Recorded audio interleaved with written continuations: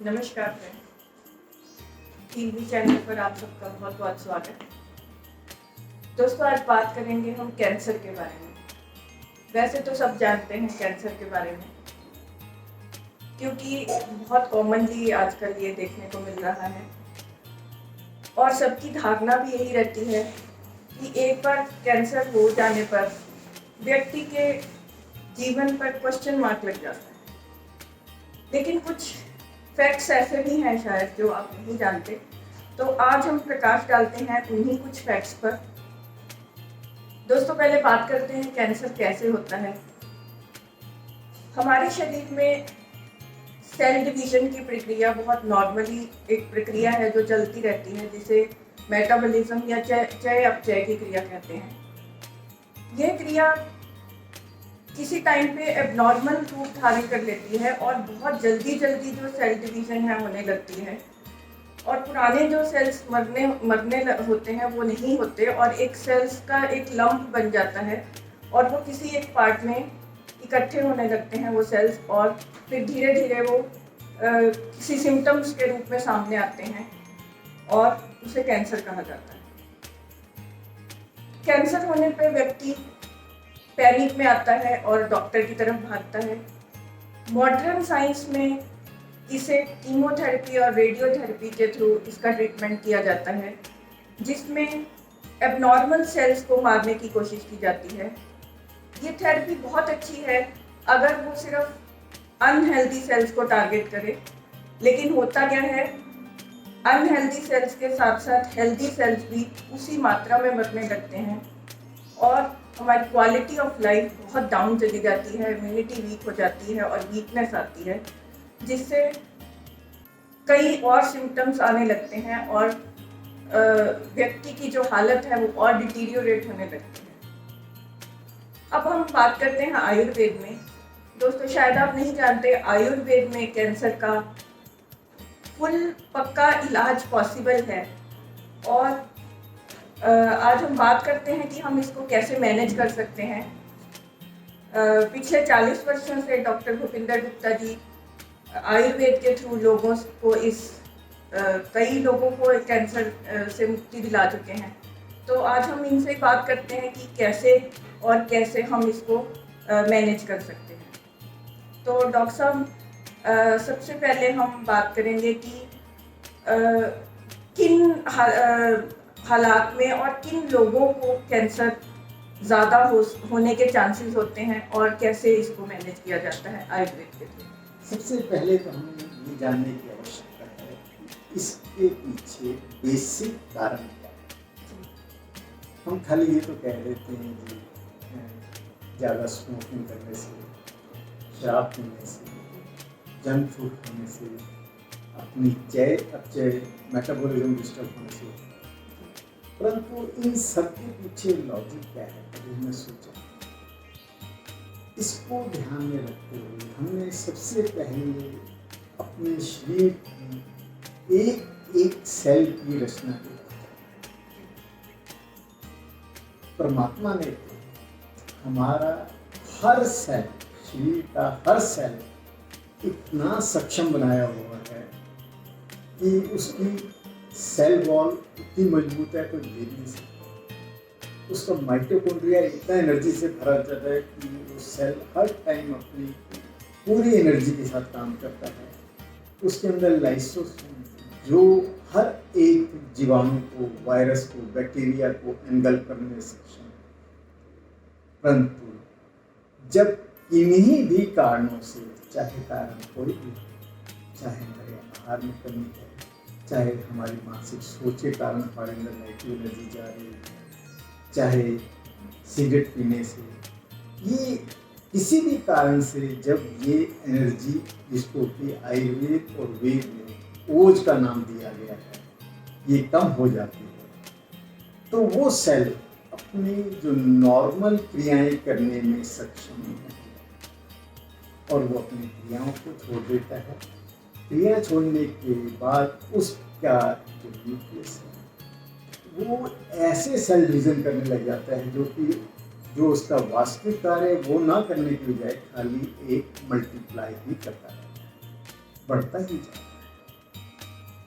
इसके पीछे वास्तविक कारण क्या होता है कि उसके अंदर एनर्जी की कमी हो गई,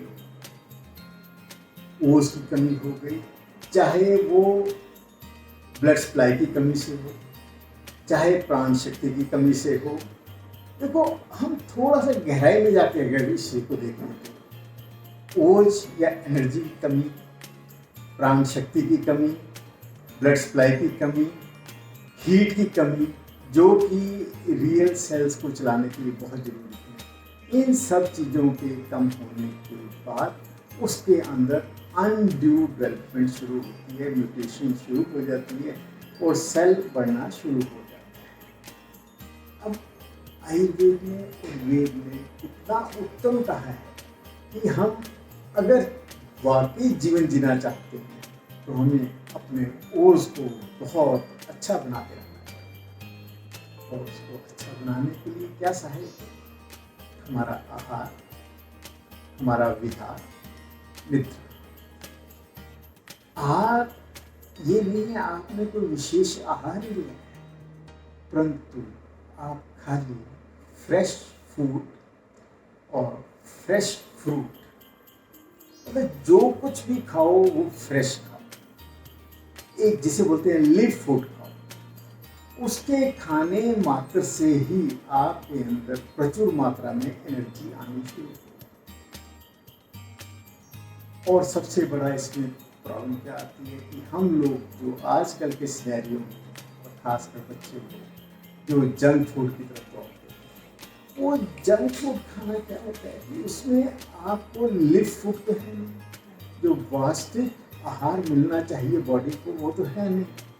आपने पेट भरने के लिए, स्वाद के लिए आपने जंक फूड खाया। अब क्या होता है, धीरे धीरे धीरे करके हमारे शरीर की क्षमता कम होने लगती है। तो जो पार्ट सबसे ज़्यादा वीक होता है वो सबसे ज़्यादा इफेक्टिव होता है और उसमें कई बीमारियाँ लगनी शुरू होती हैं, जिसमें एक कैंसर है। बीमारियाँ बहुत लगती हैं, डायबिटीज वगैरह का भी पीछे यही कारण। तो कोशिश यही करें कि अपने आप live food, fresh food and fruit तो सबसे दूसरा पॉइंट ये कहता है कि जब भी आप खाना खाएं उसको बहुत आनंदित होकर खाएं।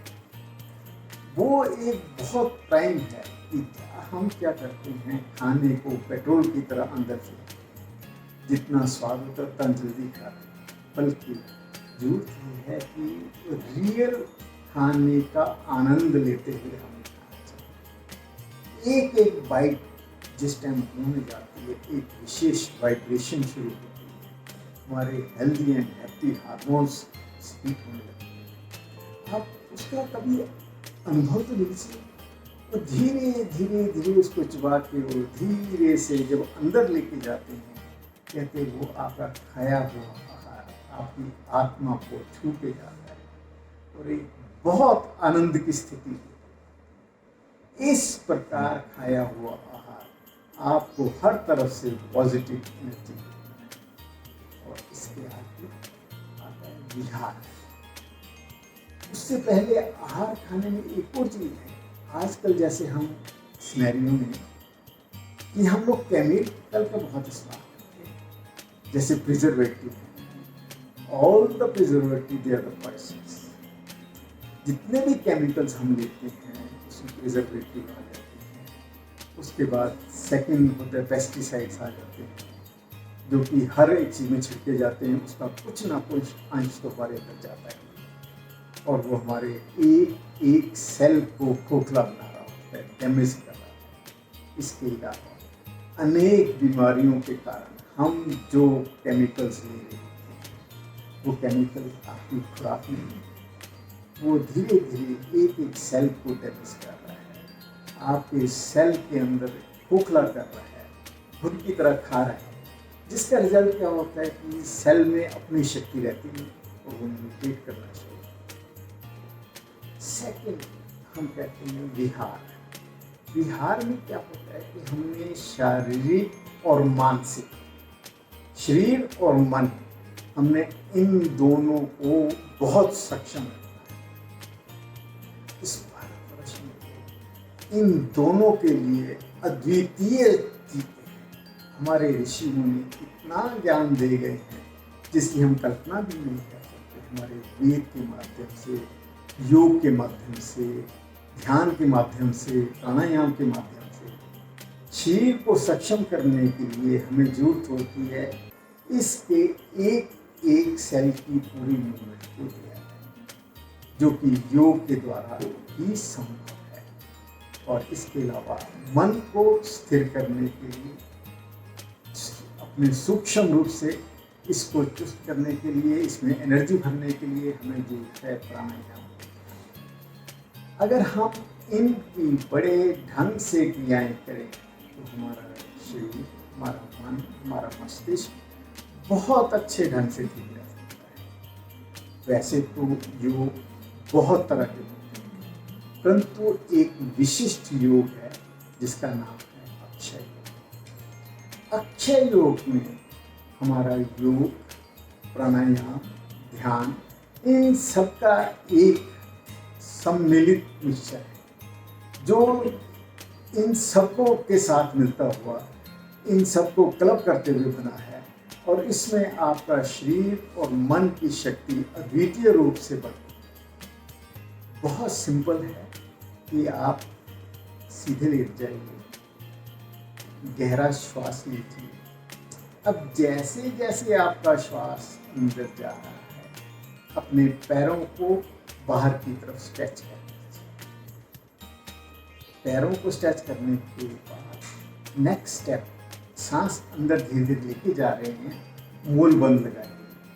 मूल बंद होता है हमने अपने पेल्विक फ्लोर को अंदर की तरफ खींचना है। और तीसरा, उसके बाद उड्डयन बंद लगाइए, अपने पेट को नाभि से अंदर की तरफ खींचिए।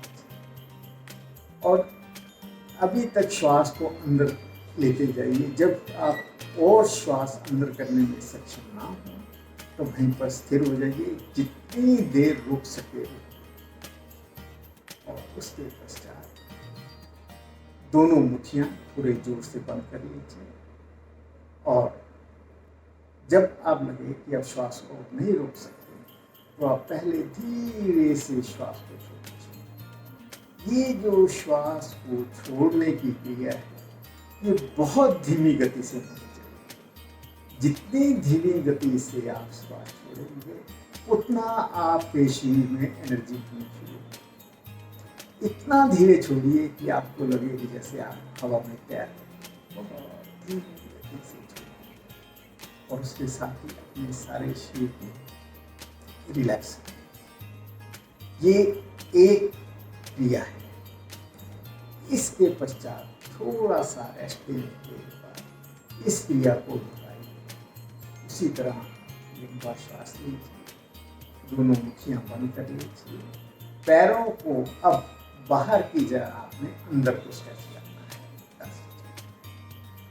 और बाकी क्रियाएं मूल बंद, उड्डयन बंद, पेट को अंदर करना उसी और श्वास कितनी देर से रोक सके रोकिए।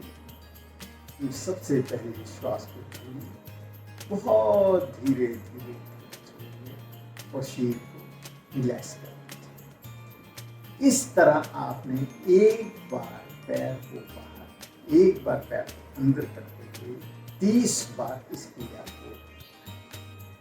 अब देखिए इसका हमारे शरीर पे क्या प्रभाव है।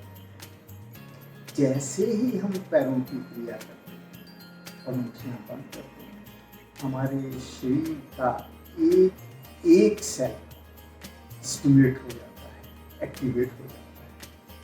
और इसके अलावा जब हम मूल बंद लगाते हैं तो मूलाधार में उपस्थित एनर्जी, जो शक्ति, जो प्राण शक्ति है, वो एकदम उत्तेजित हो जाती है और बाहर निकलती है। इसी प्रकार जब हम पेट को अंदर करते हैं तो मणिपुर में स्थित शक्ति स्टिमुलेट।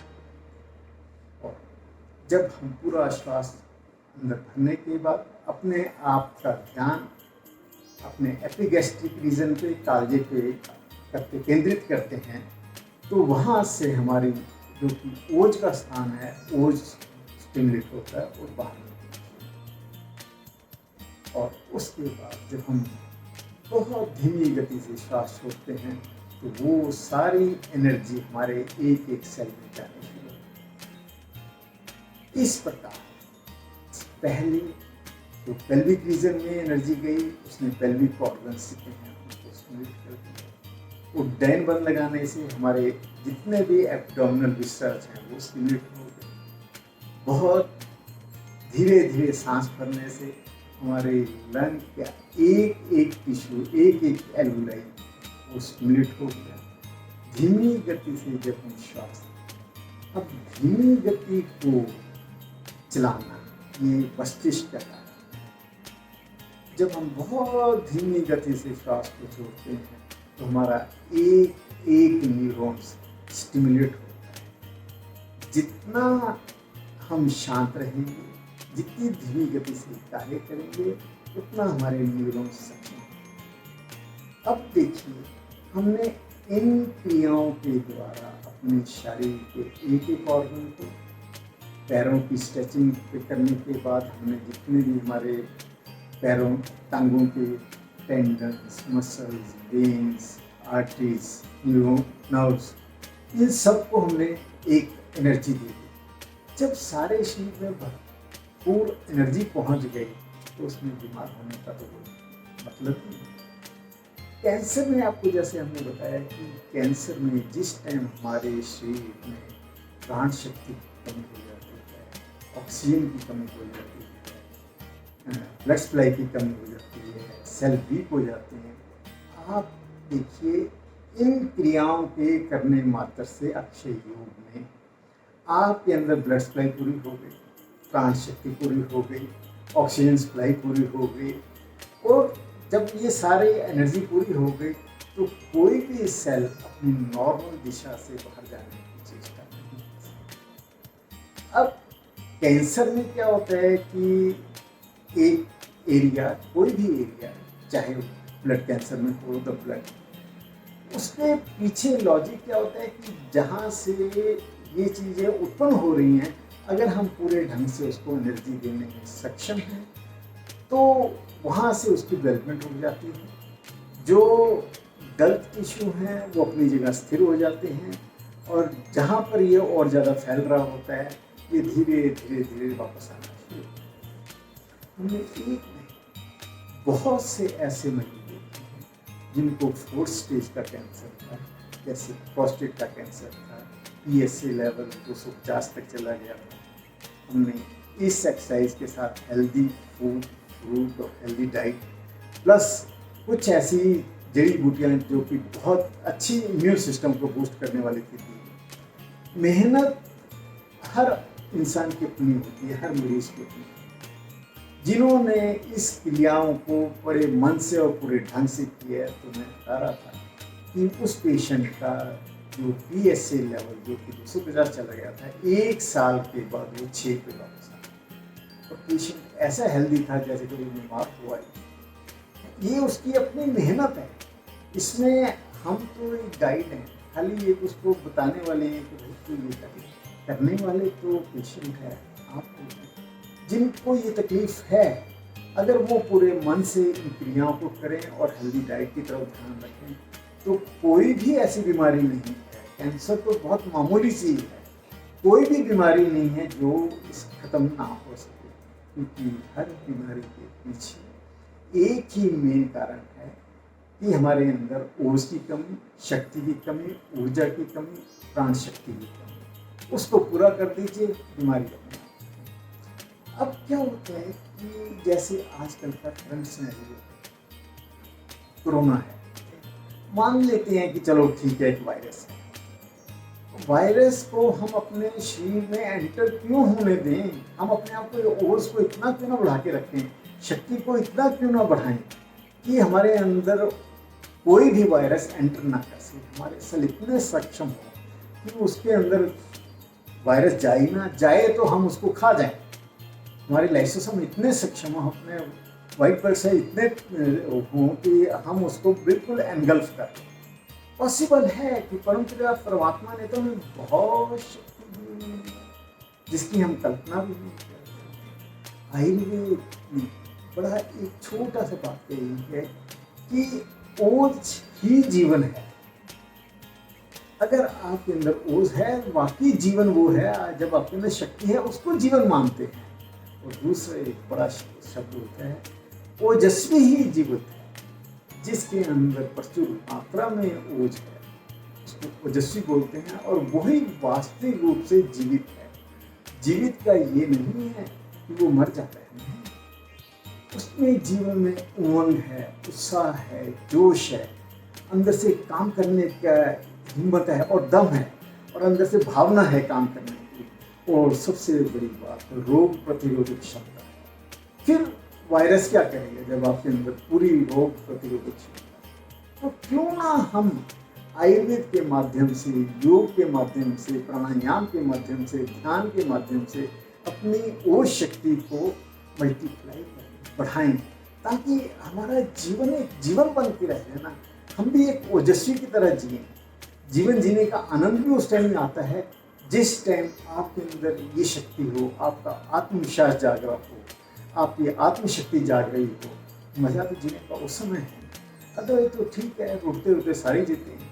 तो आइए कोशिश करिए हम इस ओज को बढ़ाने का दिन प्रतिदिन कोशिश करें। हाँ जी डॉक्टर साहब, तो जैसे आप बता रहे थे ओज ही है, तो मुझे बैठे बैठे ध्यान में आ रहा था कि जब हम पहले अपने बड़े बुजुर्गों के पैरों को हाथ लगाता था कोई भी बंदा, तो वो एक आशीर्वाद देते थे ओजस्वी भाव। तो ओजस्वी मतलब जब ओज की वर्तमान आपके हो गया शरीर में ओज, तो मतलब कोई भी कमी नहीं रहेगी और कोई भी प्रॉब्लम आपको छू नहीं सकेगी। तो पुराने समय में बहुत सोच समझ कर, जो आशीर्वाद भी है वो बहुत सोच समझ कर और उससे दिया जाता था। तो डॉक्टर साहब आज ये हुआ, जैसे हम जनरल गाइडलाइंस हो गई कि जैसे आहार लेना है हमने, कैसे हमने अपने लाइफस्टाइल को चेंज करना है, प्राणायाम करना है, योग करना है। तो क्या कुछ ऐसी जैसे कई जड़ी बूटियाँ का भी आपने बीच में वर्णन किया, तो उसमें किन किन चीज़ों का हम, किस जड़ी बूटियों का, किन मेडिसिन का प्रयोग कर सकते हैं जनरलाइज वे में, जिससे कि इस प्रॉब्लम को हम थोड़ा सा और अच्छे से हैंडल कर सकें साथ में? आप ये देखो, वेद ने कितना उत्तम शब्दों में बोला है कि हम परम पिता परमात्मा से उसने क्या कहा। सबसे पहले बोलते हैं तेजो असी तेजो में ही देखी, कि ये जो ब्रह्मांड है ना तेज से भरा हुआ है, और हमें उसकी जरूरत है। वीर्यम असी वीर्यम में ही देखी, मेरे अंदर प्रचुर मात्रा में एक एक सेल में पूरी शक्ति होती है। बलमसी, मेरा हर सेल बल से भरपूर है। ओजो असी, कि तो तेरे अंदर तो बहुत ओज है, मेरे अंदर वो ओज दो। उसके बाद उन्होंने बोला मन्युरसी, कि अगर मेरे पास ये सब कुछ प्रचुर मात्रा में है तो मैं किसी भी ढंग से बीमार नहीं हो सकता। और सबसे बड़ा जो आजकल के सिनेरियो में चल रहा है सहोवसी, कि मैं हर एक बैक्टीरिया वायरस को सहने लायक हूँ। अब आपने जैसा कहा कि हमें क्या विशेष भोजन करना चाहिए, अब ये देखिए, सबसे पहले तो अगर आप बहुत आनंदित होते हो, फ्रेश फूड ले रहे हो, तो वो कहते हैं ना, पानी भी आपको घी की तरह लगता है। रियल शरीर में जाके वो लगता है। हमारे ब्रेन से निकली वाइब्रेशन एक एक सेल में प्रचुर मात्रा में एनर्जी देती है। इसके आयुर्वेद को इन चीज़ों से भरा, क्योंकि आयुर्वेद में क्या है, इन्होंने प्रकृति में पाई जाने वाली जड़ी बूटियों को आइसोलेट किया, उसको निकालना है जो कि विशेष गुणवत्ता कुछ हो। अभी तो पता नहीं कितना कुछ भरा हुआ है जिसको भी आयुर्वेद तक वहाँ तक भी नहीं पहुँचा, परंतु कुछ औषधियाँ हैं जैसे शितावत है, मुसली है, हल्दी है, गिलोय है, मोरिंगा है, सहजन जिसे बोलते हैं। तो इनका प्रचुर मात्रा में इस्तेमाल हमारे शरीर के अंदर एक विशेष मात्रा में वीर्य शक्ति पैदा करता है, ओज पैदा करता है।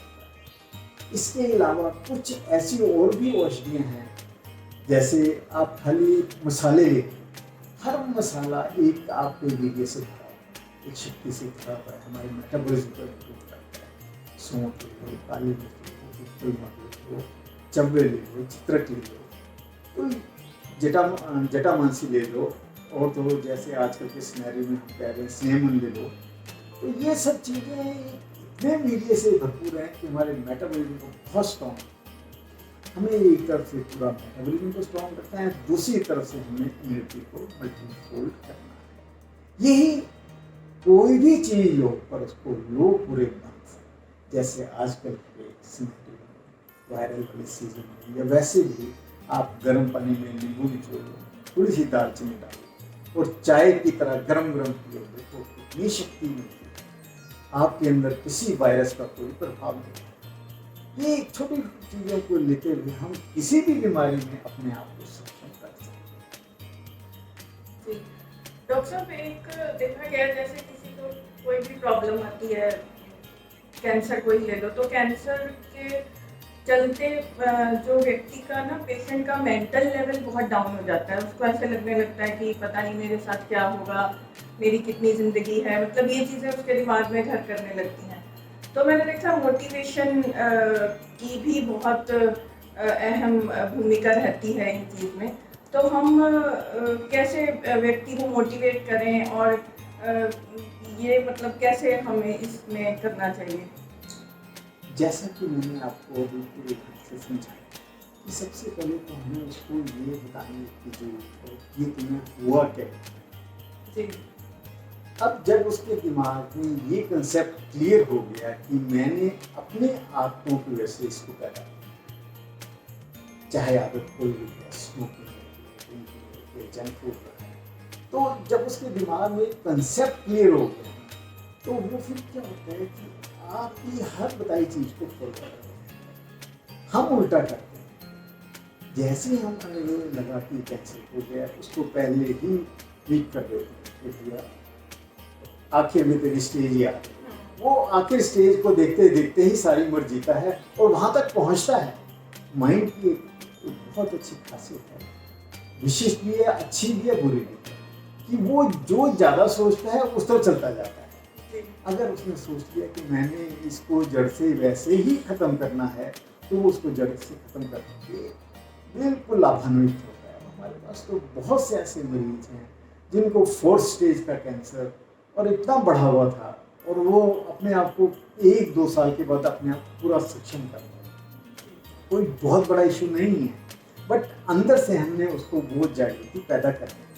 उसके बाद बहुत कुछ है उसको देने के लिए। इवन कई लोग तो हमने ये देखा है कि अच्छा योग कर रहे हैं और कुछ नहीं लेते, जो ये अपना होता है सदाबहार के पत्ते खाने शुरू कर देते, उससे भी ठीक हो जाता है। सो ये छोटी छोटी चीज़ें बहुत मैटर कर रही है, और सबसे मैटर करता है हमारा दिमाग, मस्तिष्क। जब हमने इसमें पॉजिटिव वेव भरनी शुरू कर दी, क्या बीमारी था, कोई बीमारी उस पर हावी नहीं। तो सबसे पहले तो उसको ढंग से मोटिवेट करिए। अब जब हम क्या करते हैं, हमने कीमोथेरेपी, रेडियोथेरेपी, उसके नॉर्मल सेल्स इतने डैमेज हो जाते हैं कि उसको बीमारी को द्वारा होने की संभावना और बढ़ जाती है। अगर हमने यही चीज एक ऐसी गर्मी पैदा करके उन सेल्स को खत्म किया जो कि हमारे नॉर्मल सेल्स को भी मजबूत कर रही है, तो कितना फर्क है। दोनों में जमीन आसमान का फर्क है। एक तरफ से हमने ताकत देकर ठीक की है, दूसरे से हमने शीर को छीन करके ठीक किया। तो अब चॉइस तो पेशेंट की अपनी है, पर समझाना हमारा फर्क है। अगर हम उसको ढंग से समझाने में सक्षम हैं, हालांकि बहुत कठिन कार्य है, परंतु जो लोग समझ जाते हैं वो थ्रू मैक्सिमम 90% लोग इससे बाहर निकलते हैं। तो फ्रेंड्स, हमारा जो हील का एक मात्र मोटिव यही है कि लोगों को हम मिनिमल मेडिसिन के यूज़ से, और या फिर बिल्कुल बिना मेडिसिन के हम हील करने में मदद कर सकें। तो आज का हमारा जो विषय था वो बहुत अच्छे से हमारा ये वार्तालाप हुआ है कि जैसे आपने देखा कि हम अपनी थोड़ा लाइफस्टाइल चेंज करें, थोड़ा सा आहार में थोड़ा परिवर्तन लाएं, और अपनी अक्षय योग जैसे सर ने बताया, इसके बारे में हमने पहले भी एक वीडियो बहुत डिटेल से अपनी डाली हुई है। अगर आप उसको देखना चाहें तो हमारे हील मी चैनल पर, अपनी हमारी वेबसाइट पर आप देख सकते हैं। तो और कितनी मोटिवेशनल हमारे मन में, अगर हम अपने मन में पॉजिटिविटी ला के रखें कि हमने इस बीमारी से काबू पाना ही है, तो कोई ऐसी चीज़ नहीं है, कोई ऐसी प्रॉब्लम नहीं है जिसको हम ठीक नहीं कर सकते। और इसके अलावा डॉक्टर साहब के पास बहुत सारे एक्सपीरियंसेस हैं आयुर्वेद से, तो ये तो एक जनरलाइज्ड ट्रीटमेंट था। इसके अलावा अगर आप डॉक्टर साहब से मिलना चाहें या किसी भी चीज़ के बारे में उनसे कुछ बात करना चाहें, तो आप हमारी वेबसाइट पे विजिट करें या नीचे दिए गए फ़ोन नंबर पे आप हमसे कंसल्ट कर सकते हैं। हम आपको डॉक्टर साहब से अपॉइंटमेंट लेके हम आपकी मुलाकात उनसे करा सकते हैं। तो आशा है आपको इस आज के सेशन से कुछ मदद मिली होगी कैंसर के बारे में, और आयुर्वेदिक ट्रीटमेंट से हम उसको कैसे मैनेज कर सकते हैं। तो आज के लिए इतना ही, धन्यवाद, नमस्कार।